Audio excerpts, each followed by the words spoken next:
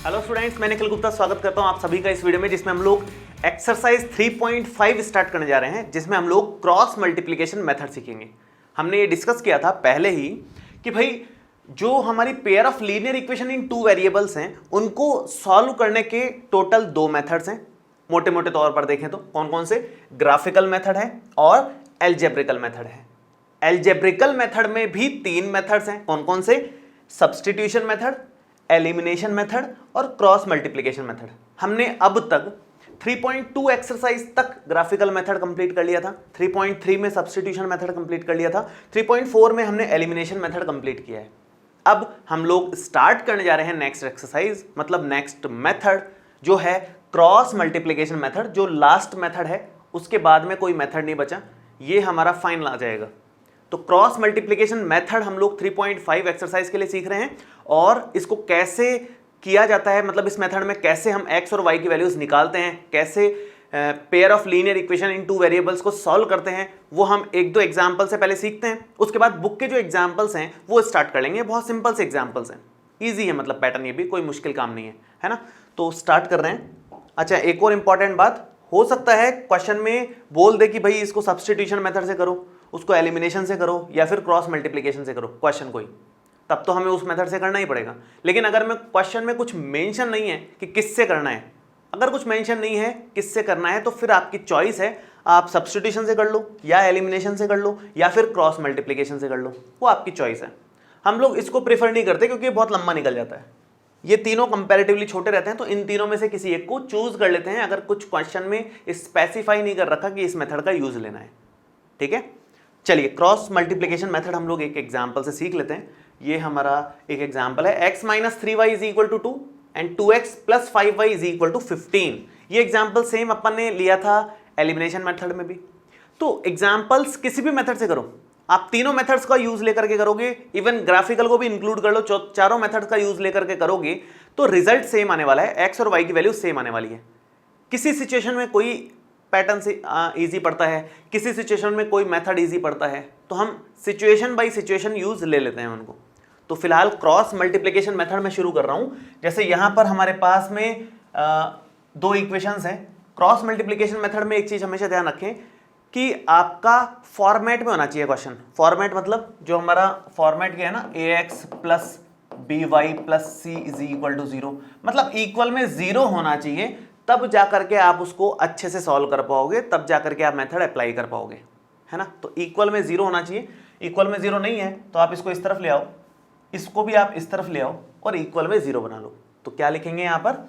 यहाँ आएगा x - 3y - 2 equal में 0 और यहाँ आ जाएगा 2x + 5y - 15 = 0। ये इधर आ गया तो -15 हो गया। ठीक है, तो दोनों इक्वेशंस को हमने फॉर्मेट में लिख लिया सबसे पहले। तो अब इसके आगे का काम, आगे कुछ अलग है ये फॉर्मेट बाकी सबसे। तो हम क्या करते हैं, यहाँ पर यहाँ कौन सा वेरिएबल है? x है, तो x डिवाइडेड बाई समथिंग। ठीक है, इधर क्या है? y है, y डिवाइडेड बाई समथिंग, और इधर कांस्टेंट टर्म है, मतलब x और y वेरिएबल वाला टर्म है ही नहीं, तो आप यहाँ पर 1/समथिंग लिख लो, है ना। वो समथिंग क्या आएगा, मतलब डिवाइड में क्या आएगा, वो अभी हम डिस्कस कर रहे हैं, लेकिन स्टार्ट ऐसे करना है। और बीच वाला जो भी है y या जो भी कुछ आए उसको माइनस लगा के लिखो यहाँ पर। ठीक है, ये सिंपल ट्रिक है, ये सिंपल मेथड है। क्या करना है इसमें कि x अपॉन -y अपॉन और 1 आपको लिखना है यहाँ पर। इसके बाद में क्या करना है, इसके बाद में x के डिवाइड में क्या आएगा, y के डिवाइड में क्या आएगा और 1 के डिवाइड में क्या आएगा, इसका एक फिक्स फॉर्मेट है। फॉर्मेट ये है कि x के डिवाइड में लेना है तो x को छुपा दो। अब y के और इनके कोफिशिएंट्स देखो, इसके पास -3 है, इसके पास -15 है। ठीक है, तो -3 मतलब यूं होता है, ये यूं मल्टीप्लाई कर लोगे एक बार तो आप, -3 × -15, यहां लिख रहा हूं मैं, -3 × -15। ठीक है, और फिर बीच में माइनस का साइन लगाया जाता है, बीच में माइनस का साइन लगाया जाता है, और उसके बाद में यू क्रॉस 5 × -2 या -2 × 5, जो भी आप बोलना चाहो, -2 × 5 या 5 × -2 आप यहां पर लिखोगे, 5 × -2 आप यहां पर लिखोगे। ठीक है, क्या किया वापस से सुन लो। हमने एक तो इसको क्रॉस किया, -3 × -15, बीच में माइनस का साइन, 5 × -2, ये हो गया। ऐसे सेम अगर मैं इस y की बात करूं, माइनस वाई अपॉन लेना चाहूं, इसके डिवाइड में लेना चाहूं तो कैसे लोगे? 1 इंटू माइनस 15, 1 मतलब y को भूल जाओ, उस केस में y के नीचे लेना है तो y को भूल जाओ, x के नीचे लेना है तो x को भूल जाओ, और अगर इस कांस्टेंट के नीचे लेना है तो उसको भूल जाओ, और जो कोफिशिएंट्स हैं उनको क्रॉस करवा दो बस। तो यहां पर आप y को अगर भूलते हो तो 1 इंटू माइनस 15, 1 इंटू माइनस 15 और बीच में माइनस का sign, 2 into minus 2, 2 into minus 2, ये हमारे पास y के डिवाइड में आ गया। और सेम ऐसे ही 1 के डिवाइड में। एक चीज ध्यान रखनी है कि बीच में माइनस तो हर किसी के आएगा ही, ये फॉर्मेट का माइनस है ना, ये इस फॉर्मेट का मेथड का माइनस है, वो तो आएगा ही। बाकी तो जो माइनस है वो कोफिशिएंट्स के हैं, वो उनके आ रहे हैं। ऐसे लास्ट अपन इसकी बात करें, अगर इसको अपन ने छुपा लिया है तो 1 इंटू 5 पहले यूं ही क्रॉस होगा, हमेशा फिक्स है ये, पहले हमेशा यूं ही क्रॉस करना है आपको। तो 1 इंटू 5 यहां पर आप लिखोगे 1 इंटू 5, और next 2 into minus 3, 2 into minus 3, 2 into minus 3, और बीच में फॉर्मेट जो हम सीख रहे हैं क्रॉस मल्टीप्लीकेशन मेथड, उसका माइनस है ये। तो ये बीच में तो माइनस उसके हैं, और बाकी हमने कोफिशिएंट्स को क्रॉस किए हैं, पहले इन दोनों को, फिर माइनस इन दोनों को, इसको छुपाया, इन दोनों को, माइनस इन दोनों को, इसको छुपाया, इन दोनों को, फिर माइनस इन दोनों को, ये किया है अपन ने काम। ठीक है, अब इस इतना अगर आप कर लेते हो तो यहाँ जनरली मिस्टेक होती है प्लस माइनस की, सबसे बड़ी मिस्टेक प्लस माइनस की होती है। वो अगर आप नहीं करते हो तो फिर आपका आंसर आ ही जाएगा ऑलमोस्ट, ये मान के चलो, फिर आगे गलती होने के चांसेस कम है। मेन चांस है यही गलती होने के, और इसके जस्ट आगे वाली लाइन में जहाँ कैलकुलेट होता है थोड़ा सा, तो इसको थोड़ा कैलकुलेट कर लो। माइनस माइनस प्लस हो जाएगा, 15 इंटू 3 45, माइनस माइनस प्लस हो जाएगा 5 इंटू 2 10, माइनस वाई हो गया माइनस 15, और माइनस माइनस प्लस हो जाएगा 2 इंटू 2 4 हो गया। ठीक है, और ये हो गया 1 अपॉन 5 इंटू 1 5, और माइनस माइनस हो जाएगा प्लस, 3 इंटू 2 6 हो गया यहां पर। क्लियर है यहां तक? इसके आगे देखते हैं, देखो क्या आएगा। इसके आगे है x अपॉन 45 प्लस 10 55 हो गया, और इक्वल में minus y upon minus 15 plus 4 minus 11 हो गया, और ऐसे ही 1 अपॉन 5 प्लस 6 11 हो जाएगा। ठीक है यहां तक? इसके बाद में इतना सिंप्लीफाई होने के बाद में आपको क्या करना है, एक फाइनल काम और करना है। आपको फर्स्ट वाले को इसके साथ लेना है, मतलब तीनों इक्वल ही है, तो x अपॉन 55 को कांस्टेंट टर्म के साथ में लेना है, y वाले को भी कांस्टेंट के साथ में ले लेना है, और x और y निकाल लेना है। बहुत सिंपल सा काम बचा हुआ है, मैं कर देता हूँ। थोड़ा सा इसको ऊपर कर देता हूँ क्योंकि जगह की थोड़ी शॉर्टेज लग रही है मुझे, यहाँ पर होगा नहीं इतनी देर में काम। थोड़ा सा ऊपर कर लेते हैं इसको, अब आई थिंक हो जाएगा। ठीक है, सो ये बन जाएगा अपने पास में x upon 55 is equal to, पहले ये इससे कनेक्ट, ये पहले इससे कनेक्ट होगा, उसके बाद ये इससे कनेक्ट करेंगे हम लोग, करना लास्ट वाले से ही है। x upon 55 is equal to 1 upon 11, और इधर आएगा minus y upon minus 11 is equal to 1 by 11, ये कैंसिल आउट हो गया, 11 से 11 गया तो y इज इक्वल टू 1 आ गया अपने पास में, y की वैल्यू 1 आ गई। ठीक है, एक तो ये वैल्यू मिली यहां पर, और x की वैल्यू यहां से क्या मिलेगी 55, अगर इधर चला जाएगा तो 55 अपॉन में 11, ये अपने पास 5 के इक्वल आ जाएगा। ये हमारा फाइनल आंसर आ गया इसका, ये 1 और ये 5 के इक्वल। ठीक है, सो x की वैल्यू y की वैल्यू इजीली निकाल सकते हो अगर आप क्रॉस मल्टीप्लिकेशन मेथड में ये वाली लाइन साफ सुथरी सिंपल में लिख पाते हो तो आराम से निकल जाएगा, कोई दिक्कत नहीं आएगी उसमें। ठीक है, एक एग्जांपल और लेते हैं ताकि अपनी बहुत अच्छे से प्रैक्टिस हो जाए, क्योंकि ये लाइन ही इंपॉर्टेंट है। इसी को एक बार प्रैक्टिस करने के लिए थोड़ा सा अच्छा एग्जांपल लेते हैं। ये तो इतने साफ सुथरे आंसर आ गए, उसमें तो हो सकता है उटपटांग से भी आंसर आए, है ना। जैसे ये 5x minus 4y is equal to 2 और 3x minus 7y plus 10 is equal to 0। ये तो फॉर्मेट में है, प्लस 10 एक तरफ ही ले रखा है, 0 है इक्वल में, इधर इक्वल में 0 नहीं है। इक्वल में 0 नहीं है तो इक्वल में 0 बनाओ, इसको इस तरफ लेकर के इक्वल में 0 बना लो। कैसे बनाओगे, यहां आप लिखोगे 5x minus 4y minus 2 equal में 0, और यहां पर बनेगा 3x माइनस 7y प्लस में 10 और इक्वल में 0, ये बन जाएगा। ठीक है यहां तक। अब यहां पर आगे का प्रोसेस एकदम सेम है, अपने एक तरफ लिया, आप पहले लिखोगे x अपॉन समथिंग माइनस का y upon something 1 upon something, ठीक है, x upon something minus y upon something 1 upon something.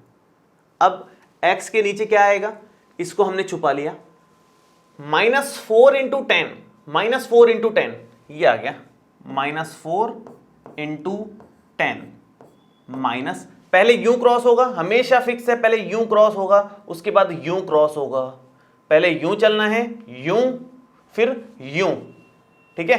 तो -4 इंटू 10 ये आ गया, बीच में फॉर्मेट जो भी है अपना उसका माइनस, और -7 इंटू -2, -7 इंटू -2, थोड़े से माइनस ज्यादा लिए हैं मैंने जान करके, इसमें -2 इंटू -7 कर लो या -7 इंटू -2, एक ही बात है वो तो, मिला जुला करके ये दोनों मल्टीप्लाई में, उसके बाद ये दोनों मल्टीप्लाई में, और बीच में माइनस का साइन, ब्रैकेट लगा लगा के करो आराम से, माइनस का साइन है तो कोई जल्दबाजी नहीं करनी। बीच में माइनस वाई है, वाई को छुपा लिया हमने, 5 इंटू 10, 5 इंटू 10, फिर बीच में माइनस साइन अपने को लगाना ही है, वो तो फिक्स ही है। 3 इंटू -2, तो 3 इंटू -2 ये लगा दिया। ऐसे ही अगर 1 के नीचे देना है तो इधर छुपा लिया हमने, यूं क्रॉस, हमेशा पहले यूं क्रॉस होगा फिर यूं क्रॉस होगा, ये फिक्स है। क्रॉस मल्टीप्लीकेशन, क्रॉस में जाके मल्टीप्लाई कर रहे हैं इन दोनों को, क्रॉस में जाके मल्टीप्लाई कर रहे हैं इन दोनों को, क्रॉस मल्टीप्लीकेशन मेथड यही तो है, सेम है ना। तो ये -7 इंटू 5, -7 इंटू 5, -7 इंटू 5, बीच में माइनस का साइन, 3 इंटू -4, 3 इंटू -4, तो 3 इंटू -4 ले लिया, ठीक है। ये अपन ने पहली लाइन तो सक्सेसफुली लिख ली है, अब इसके आगे की टेंशन नहीं है ज़्यादा, मेन ये लाइन लिखने में ही गलती होती है प्लस माइनस की, और थोड़ी बहुत गलती नेक्स्ट लाइन में होती है, वो अपन थोड़ा सा आराम से करेंगे, हो जाएगा। तो x अपॉन -4 इंटू 10, माइनस का 40 तो ये हो गया, माइनस माइनस माइनस, 3 माइनस है, माइनस ही आएगा, है ना। 7 इंटू 2 14 ये आ गया। इसके बाद में इधर बात करें तो -y अपॉन 50 ये हो गया, और माइनस माइनस प्लस होकर के 3 इंटू 2 6 हो गया, और इक्वल में 1 upon 7 into 5 35, minus minus plus 4 into 3 12 ये हो गया। बेसिक कैलकुलेशन बची, अब तो एक लाइन और कैलकुलेट कर लो, उसके बाद तो सेपरेट करके x और y निकाल ही लेंगे अपन। सो x डिवाइडेड बाई ये हो गया -54, और -y divided by 50 plus 6 56, and 1 divided by इधर से अगर माइनस करते हैं तो 23 आई थिंक माइनस का आएगा, -23 आ जाएगा, -23 हो जाएगा। क्लियर है? बस अब इसको सॉल्व कर लेते हैं। पहले इन दोनों को साथ में ले लेंगे, उसके बाद इन दोनों को साथ में ले लिया जाएगा, काम खत्म उसके बाद में। तो पहले आप लोगे x upon -54 is equal to 1 upon -23, है ना, और दूसरा ये -y upon 56 is equal to 1 upon -23, ठीक है। अब इसको उधर ले, पहले तो माइनस से माइनस काट लो, ये माइनस से माइनस कट गया तो x इज इक्वल टू आ गया, ये 54 इधर आ जाएगा, 54 डिवाइडेड बाई 23, इसका आगे और कुछ नहीं हो सकता, तो यही हमारा आंसर है, कोई दिक्कत वाली बात नहीं है उसमें, है ना। सेम ऐसे यहाँ पर 56 उधर ले जाओ, माइनस से माइनस कट जाएगा, इधर भी ऊपर नीचे से फर्क नहीं पड़ता, माइनस आगे होता है बेसिकली, ऊपर से इधर नीचे वही काटोगे चलेगा। और अगर आपको ऐसे समझ नहीं आता है तो कोई बात नहीं, अपन इसको ऐसे लिख लेते हैं कि -y इज इक्वल टू, ये 56 उधर आ गया तो 56 अपॉन 23, और इस 23 का माइनस अगर बाहर आया तो माइनस से माइनस कैंसिल आउट होकर के अब आप लिख लो y is equal to 56 upon 23। इसको भी आगे कुछ नहीं कर सकते क्योंकि 23 तो प्राइम नंबर है, कटेगा ही नहीं किसी से, तो दोनों आंसर अपने सामने है, 54 अपॉन 23, 56 अपॉन 23, ये इसका फाइनल आंसर आएगा। ये रैंडम क्वेश्चन इस तरह से बना सकते हो कुछ भी आप, और उसके आंसर निकाल सकते हो।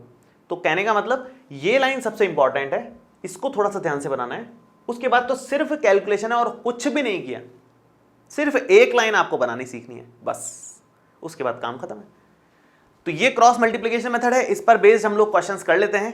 अब हम लोग इससे रिलेटेड एग्जाम्पल, इस एक्सरसाइज में जो एग्जाम्पल दे रखा है एग्जाम्पल नंबर 14, वो एक बार देखते हैं, है ना, ध्यान से देखेंगे। इसने कहा कि from a bus stand in Bangalore if we buy 2 tickets to Malleswaram and 3 tickets to Yeshwanthpuram, the total cost is ₹46. But if we buy 3 tickets to Malleswaram and 5 tickets to Yeshwanthpur the total cost is ₹74। इतनी डिटेलिंग दे रखी है इसने, उस detail को मैं यहां पर लिखूंगा और फिर सॉल्व करना स्टार्ट करूंगा। पहले इस डिटेल को लिखूंगा मैं, है ना। डिटेल क्या दे रखी है? डिटेल दे रखी है 2 टिकट्स मल्लेश्वरम, 2 टिकट्स मल्लेश्वरम के हैं। मल्लेश्वरम को मैं केवल एम लिख देता हूं, है ना, मल्लेश्वरम को एम लिख देता हूं, इतना लंबा कौन लिखेगा। और यशवंतपुर को वाई लिखूंगा मैं, तो प्लस 3 टिकट्स यशवंतपुरम के मिलकर के कितने पड़ रहे हैं? ₹46 रुपीज के पड़ रहे हैं अपने को। ऐसे ही आगे बढ़ते हैं। If you buy 3 tickets to Malleswaram, 3 tickets to Malleswaram और 5 टिकट्स लेते हैं यशवंतपुरम के, तो वो कितने रुपए के पड़ रहे हैं? वो ₹74 के पड़ रहे हैं अपने को। उधर है 2 tickets and 3 tickets, 2 and 3 46 rupees, 3 tickets और 5 टिकट्स 3 and 5 मिलकर के 74 रुपीज के पड़ रहे हैं। इतना तो डिटेल दिया हुआ है केवल। अब क्वेश्चन मेन जो है वो नेक्स्ट लाइन में है, यहां से ये है क्वेश्चन एक्चुअल में। Find the fares from the bus stand to Malleswaram and bus stand to Yeshwanthpur. ये अपने को फेयर बताना है, कितना किराया लगेगा बस का वो अपने को बताना है। तो अज्यूम कर लो, एक को एक्स एक को वाई ले लो। आप लिखोगे यहां पर let the fares from the bus stand to Malleswaram and to Yeshwanthpur. इसको थोड़ा नीचे करना पड़ेगा, मैं एक काम करता हूं, इसको नीचे ले लेता हूं।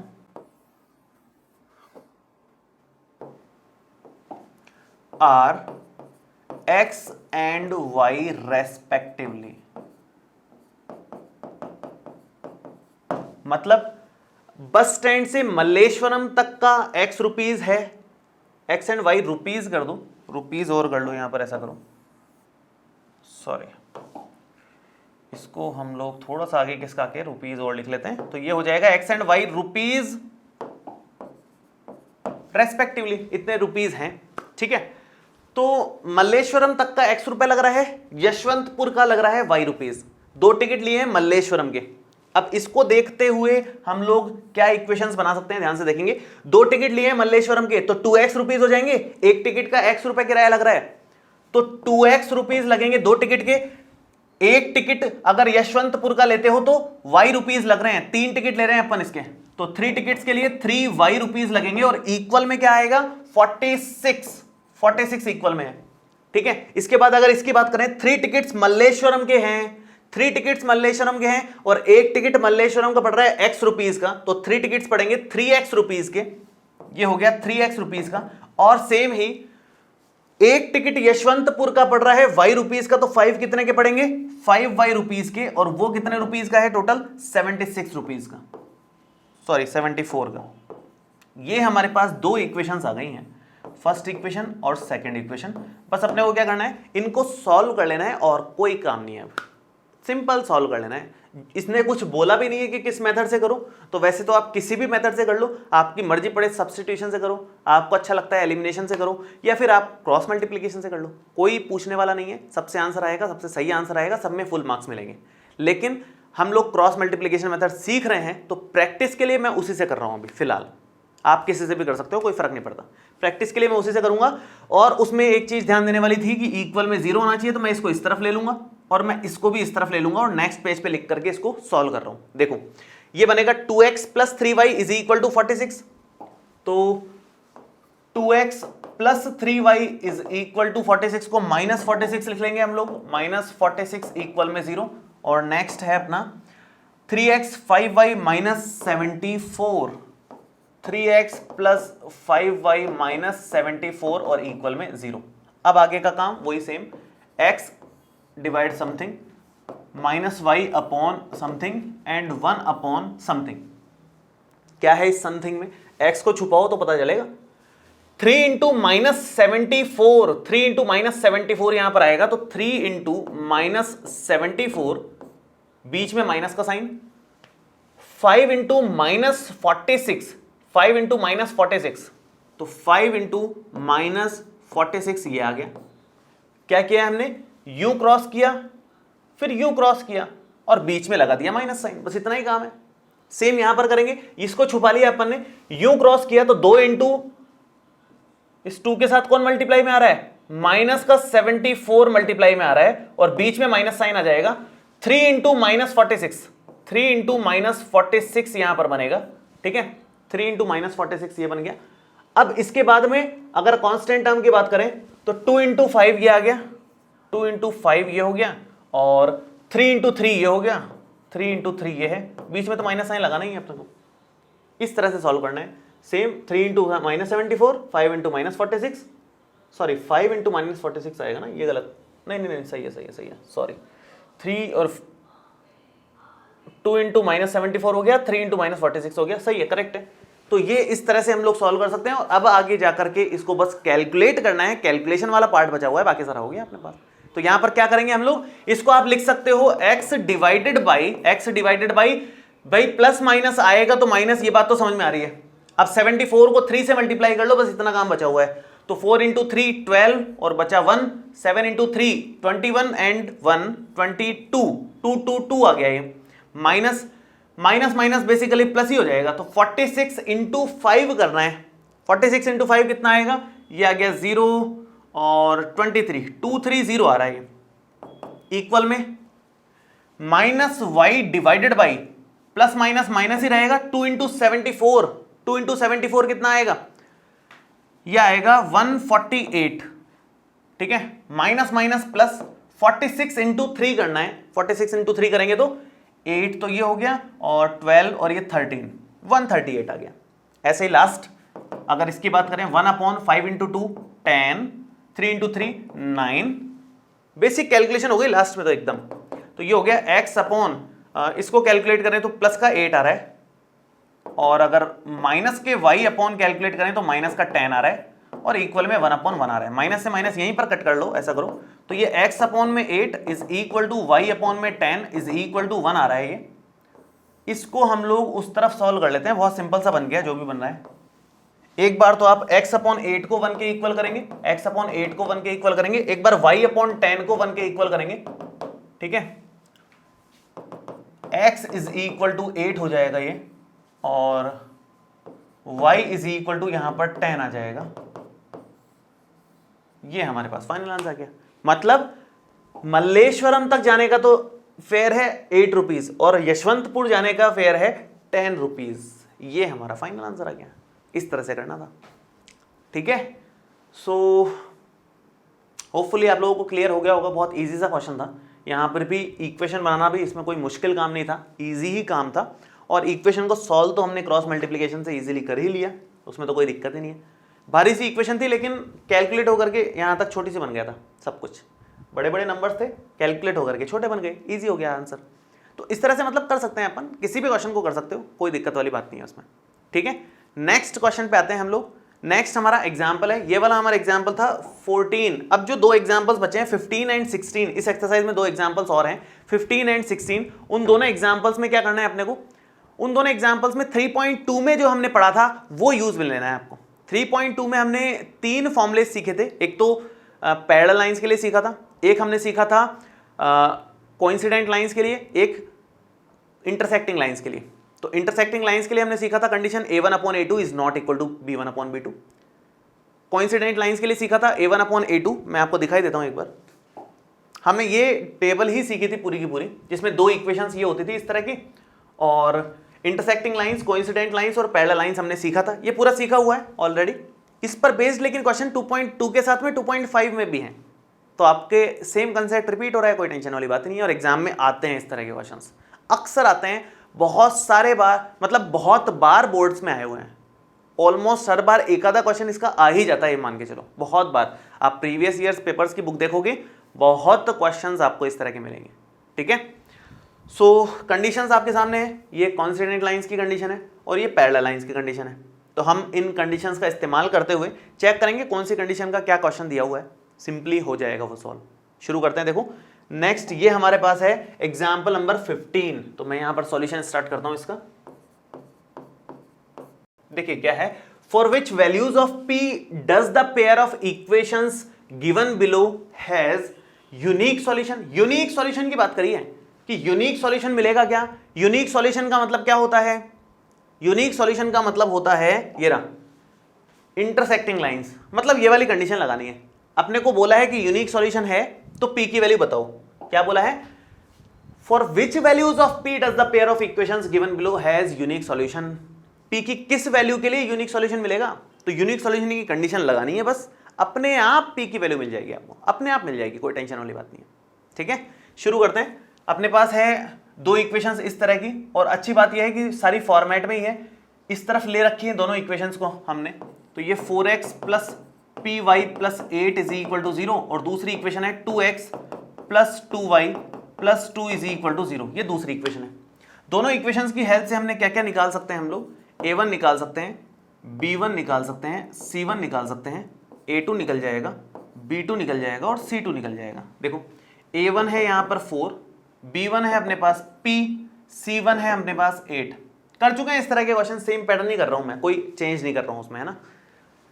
x का कोफिशिएंट 2, y का कोफिशिएंट 2 और z का कोफिशिएंट भी, मतलब कांस्टेंट टर्म भी 2 ही है, सेम ही चल रहा है सब कुछ। तो अब हम यहां पर लिखेंगे कि since pair of equations has unique solution,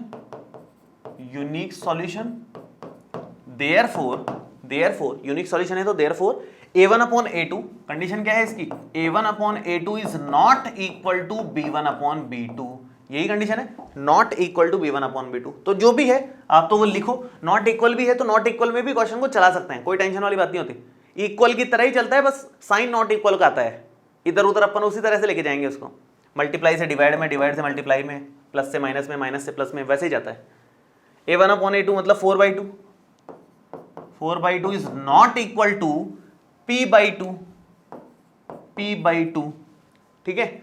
सो 4, ये 2 से 2 कट कर लो, कोई दिक्कत नहीं है, और p की वैल्यू ये 4 is not equal to p आ गया, that means p is not equal to 4 आ गया। देखा जाए तो p is not equal to 4 है, मतलब 4 नहीं होना चाहिए p, 4 हुआ तो दिक्कत है। 4 के अलावा कोई भी वैल्यू ले लो, इनफाइनाइट आंसर्स हैं अपने पास में, कुछ भी लोगे तो कभी भी यूनिक सॉल्यूशन के अलावा कुछ और नहीं आएगा। यूनिक सॉल्यूशन के अलावा कुछ और तब आएगा जब p की वैल्यू 4 ले लोगे। तो क्या आंसर है इसका, p is not equal to 4 के केस में यूनिक सॉल्यूशन मिलेगा।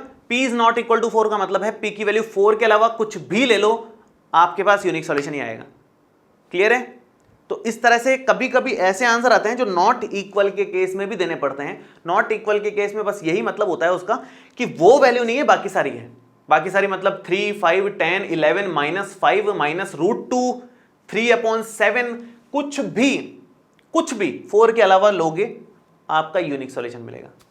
ठीक है, तो ये ओवरऑल कहानी है। बहुत सिंपल से क्वेश्चन है, छोटे छोटे क्वेश्चन ही हैं। इस तरह के एक्सरसाइज में भी क्वेश्चन है अपने, और एक एग्जाम्पल और दिया हुआ है, ये थोड़ा सा कंपैरेटिवली बेटर एग्जाम्पल है, अच्छा एग्जाम्पल है। क्या कह रहा है ये देखो ध्यान से, for what values of k will the following pair of linear equations have infinitely many solutions. Infinite many solutions किस केस में होता है, इनफाइनाइट मैनी सॉल्यूशंस होता है आपका इस केस में। इनफाइनाइट सॉल्यूशंस कोइंसिडेंट लाइंस के केस में a1 अपॉन a2 इक्वल होगा b1 अपॉन b2 इक्वल होगा c1 अपॉन c2, सब कुछ इक्वल, उस केस में बनते हैं इनफाइनाइट सॉल्यूशंस। तो इनफाइनाइट सॉल्यूशंस की कंडीशन बनानी है अपने को, और उस केस में k की वैल्यू निकालनी है। k आपके पास इधर भी दे रखा है, k आपके पास इधर भी दिया हुआ है, काफी सारा दे रखा है, तो ये थोड़ा सा अच्छा क्वेश्चन हो गया। कैलकुलेशन इसमें थोड़ी ज्यादा रहेगी कंपैरेटिवली। हम लोग स्टार्ट करते हैं, धीरे धीरे आपको क्लियर हो जाएगी चीजें। देखिए सॉल्यूशन में आप लिखोगे कि ये एक इक्वेशन है, ये एक इक्वेशन है, दोनों इक्वेशन ऑलरेडी फॉर्मेट में है, ऑलरेडी इक्वल में 0 दे रखा है, तो अपने को बहुत ज्यादा कुछ छेड़ने की जरूरत नहीं है। मैं इन इक्वेशंस को वापस नहीं लिख रहा हूं, लेकिन इनके लिए जो a1, b1 और c1 की वैल्यूज हैं इसके लिए, और इसके लिए जो a2, b2 और c2 की वैल्यूज हैं वो मैं जरूर यहां पर मेंशन कर रहा हूं। ठीक है, सो a1 की वैल्यू हो जाएगी k, b1 की वैल्यू हो जाएगी 3 और C1 की वैल्यू होगी माइनस में k माइनस 3, ठीक है।